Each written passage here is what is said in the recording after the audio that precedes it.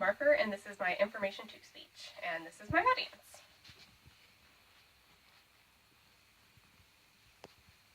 Okay. So how many of you have been to Conner Prairie? The majority of us are Indiana residents, and that's fairly local to Muncie. And I know, I remember going to there on a school field trip. Anybody? Yeah, cool. So places like Colonial Williamsburg or Conner Prairie would not exist without historic preservation. So today I'm going to talk to you about historic preservation and why preserving history is so important today. I actually considered historic preservation as a major. However, I transferred my passion of history into theater, and specifically costume design. Historic preservation teaches us about how people lived in the past, and it promotes an understanding of other cultures and lifestyles, which is very important in today's climate especially. In this speech, I will cover building restoration, art restoration, and textile restoration. So starting off with building restoration, buildings are especially important in historic preservation because they give unique insight about how people lived. Places like Colonial Williamsburg and Conner Prairie rely heavily on this. When you go to a place like that, the buildings you are in are more than likely either based off plans from a historic building or the building itself. A lot of time and work goes into restoring these buildings so places and people can live in them and be part of the events. There are many reasons why a building would be preserved. Some factors include historic importance or unique characteristics. Not every building can be saved, unfortunately. One case of this is Linwood Hall, which I have pictured here. It's a beautiful Gilded Age mansion in Philadelphia. However, the tenants have not taken great care of it, so a modern day specialist, according to the Philadelphia Property Magazine, says it would take over $50 million to restore the home back to what it was previously. Unfortunately, that is not possible for many local historical societies or many museums today. There are many organizations devoted to buildings.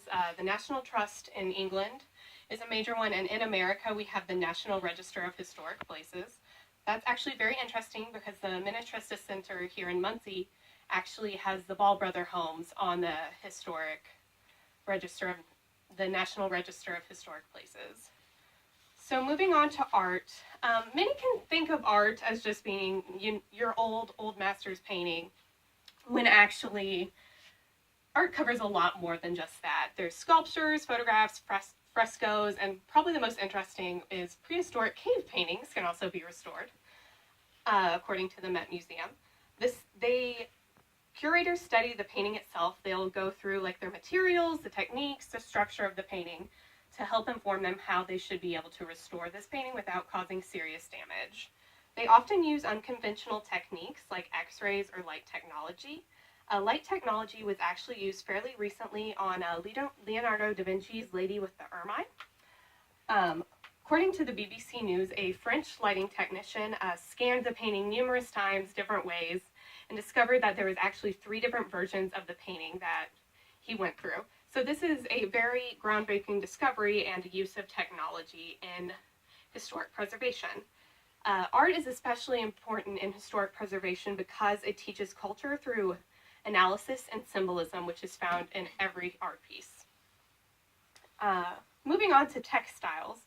Textiles focuses on preserving and restoring not just garments, but also shoes, tapestries, quilts, furniture, certain toys, according to the American Institute of Conservationism.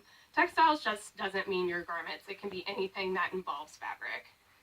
Similar to art, X-rays are actually often used in textile restoration to scan the garment to examine the structure of it. That way the people can see if there's any hidden details they need to be aware of, or some garments are so fragile that this is the only way they can see how the garments are made up. So here we have some people working on the garments. They're stored in white boxes and with paper to help preserve them from light damage, which is very dangerous in textiles because light will destroy the fabric and often makes preservationist life very difficult. Because of the difficult nature of restoring them, textile restoration can be very expensive and is unfortunately out of the reach of many local historical societies and local museums. Which is very sad considering that textiles are often an important cultural artifact or like an important part of a family's history. Like a family's quilt can go down through generations, and studying that quilt can tell you about the family and where they came from and how they created the quilt. So to conclude, historical preservation is important because it restores and protects important cultural artifacts. Buildings are important today because they're actual buildings that people lived in. They tell us all about their lives, how the family was structured, and can have sometimes really cool hidden secrets. Art shows us culture through analysis and symbolism and tells us all about cultures that we might not be able to see today. Fashion is unique in that it restores garments and heirloom items. So with this speech, I hope that you have learned something about historical preservation, and I hope you visit your local museum. Thank you. And this is my audience.